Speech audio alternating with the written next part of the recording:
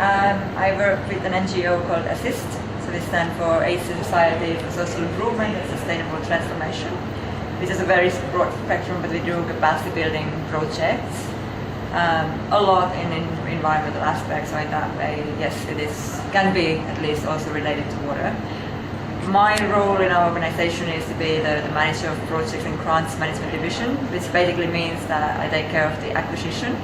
So my role is to talk about the organization and what kind of project we do and find different partners and donors to work with and create the projects. And then once the project has been created, the concept is ready and the project is contracted, then it's given further for the project managers to implement on a daily basis. So water management is of course an important issue in Mekong countries where we do have a lot of projects, and it's related it's integrated into part of our project. So we have projects that are concentrating on resource efficiency and cleaner production. So obviously water management is part of that, especially in the factories, but then it's about the domestic water mainly.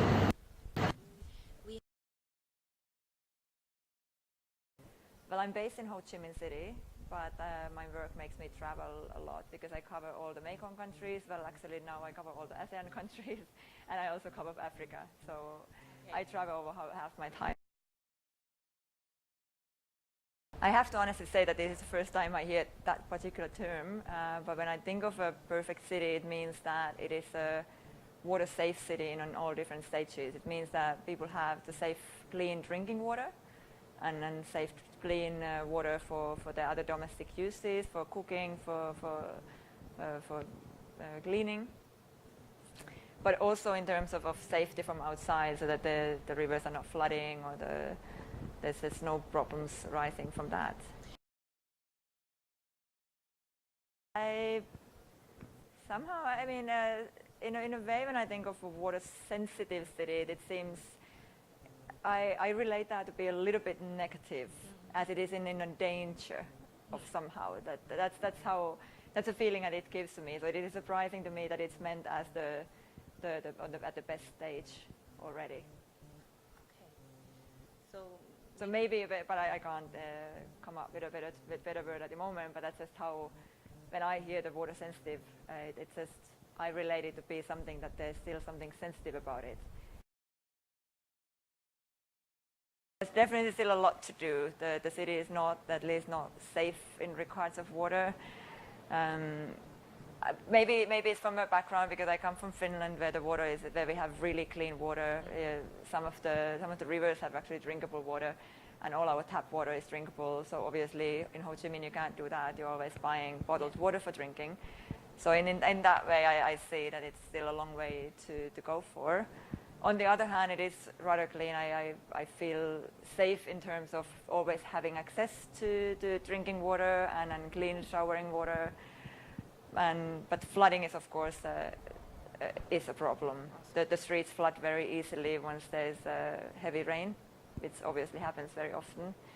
The rivers are in horrible condition, and also the sea in the neighboring provinces is in a very poor condition.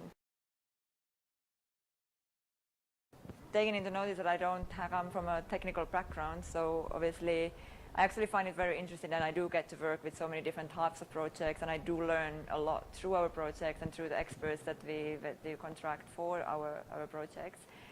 But and living in these cities where there's multi-level problems, I would love to learn to understand a little bit more better of what can be done.